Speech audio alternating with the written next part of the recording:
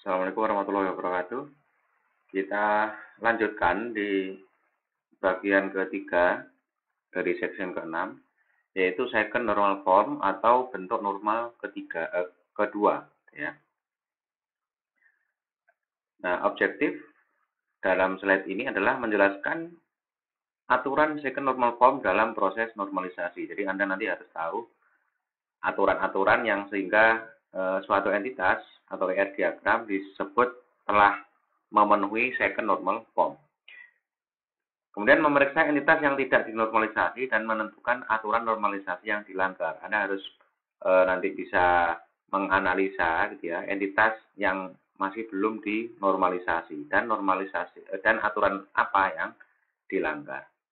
Kemudian menerapkan aturan second normal form untuk menyelesaikan violation dalam model. Kemudian ketika ada entitas yang belum 2NF, maka Anda harus bisa merubah ke bentuk yang 2NF. Purpose atau latar belakangnya masih tetap dengan yang 1NF kemarin, ya, kaitannya dengan bagaimana menyimpan suatu data di tempat yang tepat dan hanya di satu tempat itu saja. Oke, di sini kita berangkat nggak langsung dari aturan second normal form-nya, tapi dari bentuk kita analisa terlebih dahulu. Amati entity product supplier. Jadi di sini ada entitas product supplier namanya. Ya, entitas yang menyatukan produk dan supplier. Unique identifier-nya merupakan composite unique identifier, terdiri dari supplier number dan product number. Jadi ID-nya dia composite. Dan memang harus, kalau konteksnya seperti ini memang dia mintanya komposit. Jadi ada supplier number dan product number. Kemudian ada atribut yang lain, purchase price dan supplier name. Jadi di sini mungkin asumsinya adalah untuk mencatat produk serta suppliernya siapa kan gitu ya. Asumsi awalnya seperti itu. Nah, kalau model entitas seperti ini, jika satu supplier memasok 5 produk yang berbeda, maka 5 instance berbeda akan dibuat. Jika satu supplier memasok 5 produk yang berbeda, jadi suppliernya satu memasok 5 produk yang berbeda, maka 5 record akan dibuat. Bentuknya seperti ini. Jadi suppliernya satu, supplier yang sama, dia memasok 5 produk yang berbeda. Produk yang berbeda-beda. Jadi ini juga supplier name-nya sama, karena suppliernya satu. Produknya yang berbeda-beda. Apa yang terjadi jika supplier name berubah? Nah, model yang ya masih menyatukan antara ya aslinya ini kan topik atau pembahasan tentang produk sama topik tentang supplier kan gitu ya, kan dua hal yang berbeda aslinya, tapi dia gabung jadi satu. Nah, kalau model seperti itu ya apa yang terjadi jika supplier name berubah? Nah, ketika supplier number-nya tampil berganda seperti ini, ketika supplier name-nya harus berubah, misalkan secara legal CV Makmur sudah pernah dipakai gitu ya, untuk industri yang sama, di kota yang sama. Nah, kan nggak boleh. Jadi dibuat harus ada perubahan. Nah, kalau harus ada perubahan, maka nah ini nanti harus merubah satu persatu, harus update record, dan seterusnya. Yang ada supplier nomor satunya. Ya. Nah, itu nanti akan merepotkan gitu ya. Nama supplier harus diubah dalam 5 instance yang berbeda. Bagaimana jika beberapa yang dirubah, tetapi yang lainnya tidak? Misalkan, untuk transaksi yang sebelum tahun 2020, namanya masih CV Makmur. Tapi kalau sudah transaksinya di atas 2020, sudah ganti nama, dia CV Makmur Jaya. Tapi supplier number-nya ini tetap S001. Nah, itu misalkan ada orang yang merubah, bukan kita. Nah, di mana kita tahu mana yang benar? Gitu ya. Nah, di sini bisa dilihat permasalahannya sebenarnya adalah the supplier name, ya, atribut supplier name is dependent only on part of the unique identifier. Jadi di supplier name-nya ini dependent atau bergantung atau satu topik hanya kepada salah satu unique identifier. Jadi hanya bergantung pada satu dari supplier number dan product number. Nah, ini yang menjadi pelanggaran dari 2NF. Ya, jadi supplier name itu hanya bergantung pada supplier number saja atau topiknya hanya topik supplier gitu ya. Supplier name kan topik supplier. Dia nggak ada urusannya dengan produk. Nah, jadi kalau purchase price itu kan kalau purchase price itu bisa dia memang dua-duanya. Jadi purchase-nya itu ke supplier siapa, produknya price-nya berapa. Itu memang dia bergantung ke dua-duanya kalau yang purchase price. Nah, kalau yang supplier name dia kan urusannya hanya ke supplier saja. Maksudnya topiknya hanya ke topik supplier saja. Dia nggak ada topik tentang produk. Nah, jadi si supplier name, atribut supplier name ini dia bergantung hanya kepada salah satu unique identifier tadi. Ya, padahal aslinya aturan 2NF itu harus ya 2NF mensyaratkan bahwa atribut non UID harus bergantung penuh atau memiliki properti atau karakteristik kepada seluruh unique identifier. Jadi seluruh atribut non UID itu harus bergantung penuh atau harus memiliki properti, memiliki karakteristik atau bahasa saya sendiri itu satu tema, satu pembahasan gitu ya. Dengan ya seluruh unique identifier. Ya, nggak boleh hanya satu bergantung ke satu unique identifier. Ya. Apakah purchase price merupakan properti dari supplier number atau product number atau both? Jawabannya adalah both. Ya. Apakah supplier name merupakan properti dari supplier number saja, product number saja, atau both? Nah, ternyata supplier name, nah ini dia properti dari supplier name properti dari supplier ya, saja. Ya, supplier name properti dari supplier number saja, tidak pada produk number. 2NF membutuhkan jawaban both untuk setiap pernyataan tersebut. Oke. Jadi solusinya untuk memastikan dua entitas tersebut, ya, maksudnya yang dari satu entitas ini, untuk memastikan ini jadi 2NF, karena di sini ibaratnya masih dua pembahasan, yang satunya pembahasan supplier name, dia dependen ke supplier number saja, gitu ya. Purchase price ini bergantung, bisa jadi dianggap sebagai bergantung ke product number dan supplier number, atau dia bergantung ke produk saja gitu ya. Solusinya itu di yang supplier name atau yang pembahasan mengenai supplier itu dibuat entitas baru. Jadi di sini hanya entitas produk saja yang membahas mengenai produk. Atribut UID-nya product number dan purchase price. Yang di supplier itu supplier dan kemudian ada supplier ID atau supplier number tadi. Kemudian ada supplier name. Nah, gitu. Jadi solusinya adalah dipecah, kemudian dibuatkan jadi entitas yang baru. Relasinya ini ya many to one dari ya entitas yang asal. Atau bisa dilihat karena di sini tidak ada aturannya ya, tidak seperti yang 1NF tadi.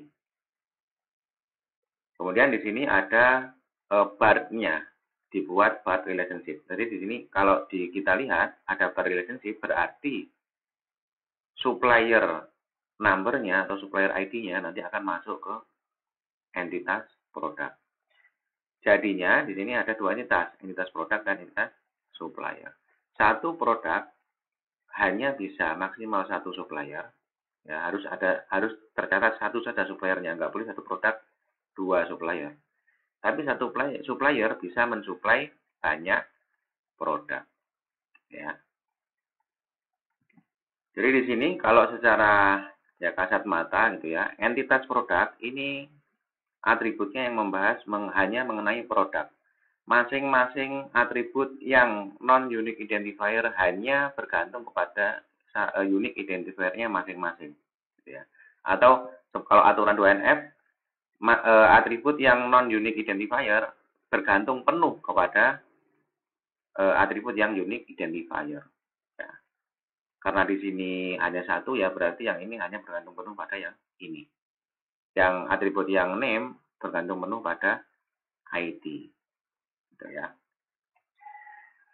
Kemudian, unique identifier dari account adalah composite unique identifier dari BART relationship yang terdiri dari account number dan bank number. Jadi, kita ingat kalau di sini simbol bar itu kan berarti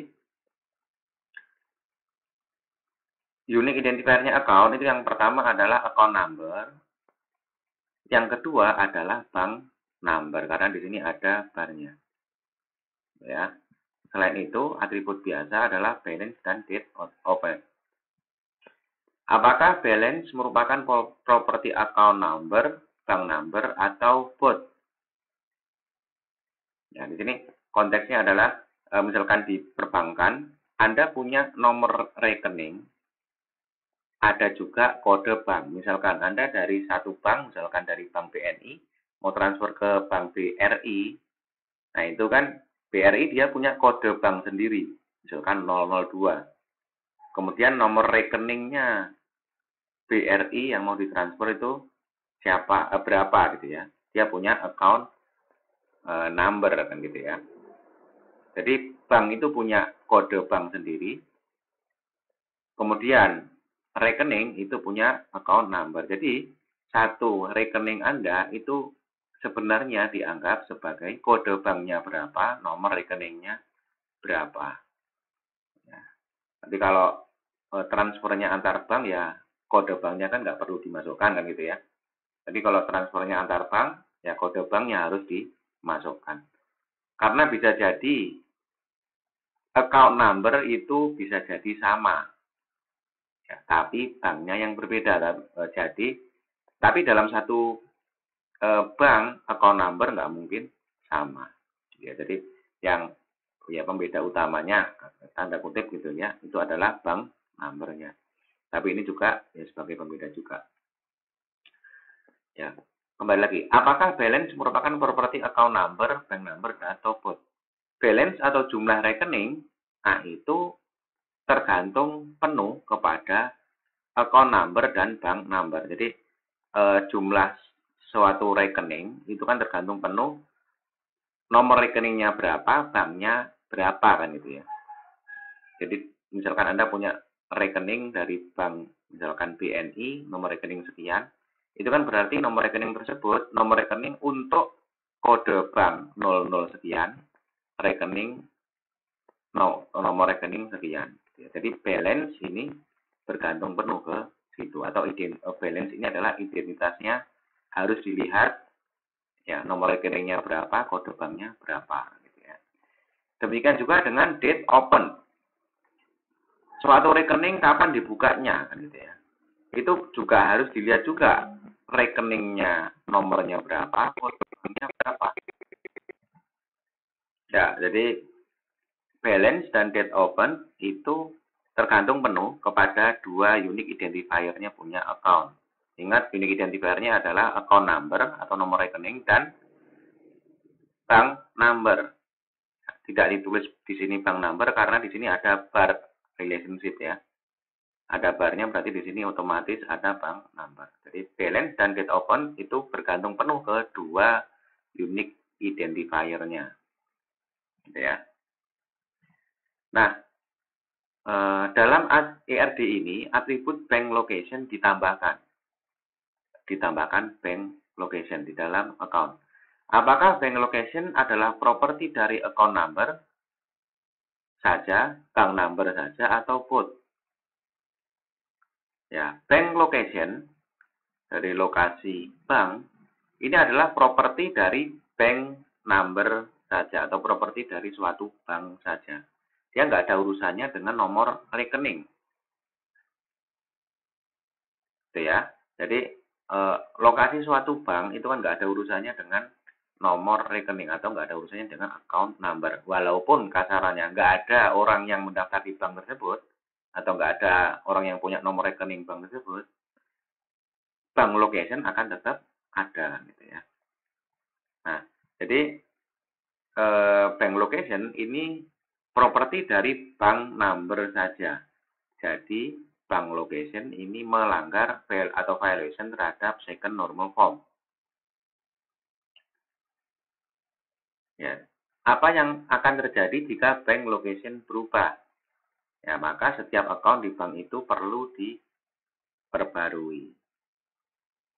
Jadi pembahasannya tentang account, tentang nomor rekening, ternyata tiba-tiba ada bank location. Tempatnya salah, jadi dia salah tempat.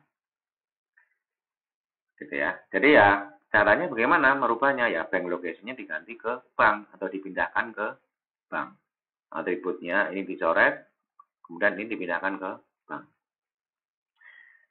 Kemudian di sini, apa yang salah dengan diagram ini? Di sini kita lihat ada bar relationship.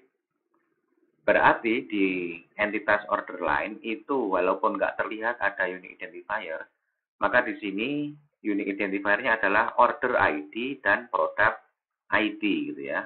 Ingat karena di sini ada bar relationship. Ada order ID, ada product ID. Jadi di sini kan aslinya satu order bisa banyak produk. Satu produk bisa banyak order. Karena dia many to many, ya, ada atribut yang nggak bisa masuk di atau dimasukkan di kedua entitas tersebut seperti di slide kemarin gitu ya.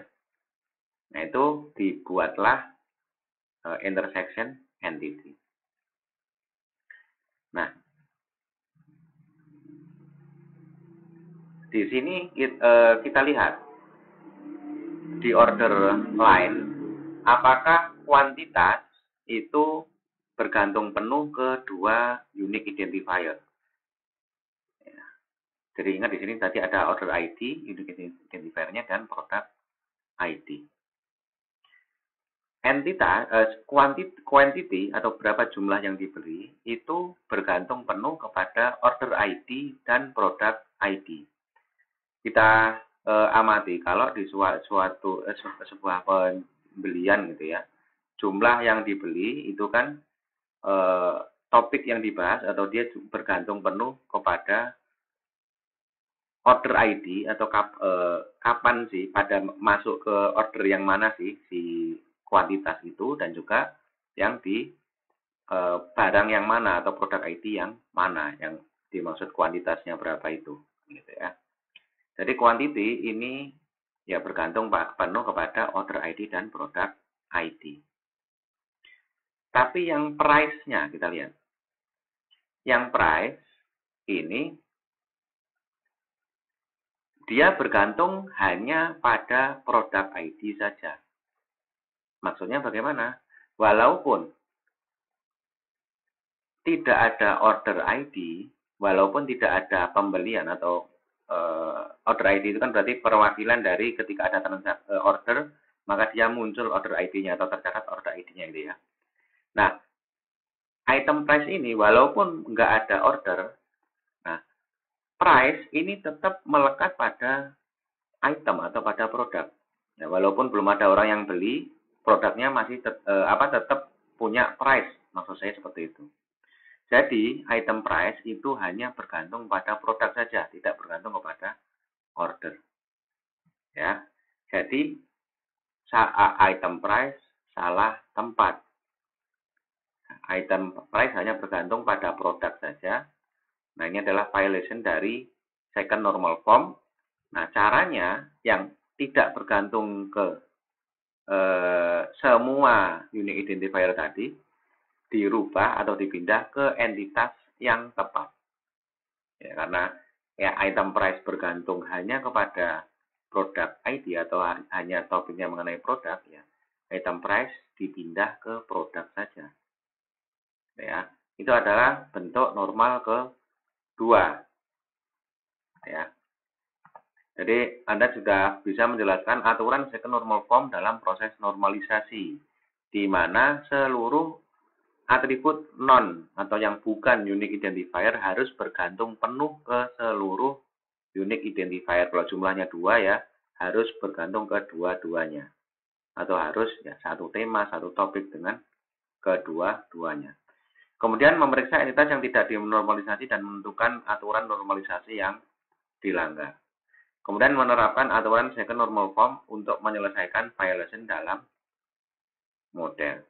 Nah ini sekian dulu slide yang second normal form. Kita akan lanjut ke slide berikutnya. Saya akhiri. Assalamualaikum warahmatullahi wabarakatuh.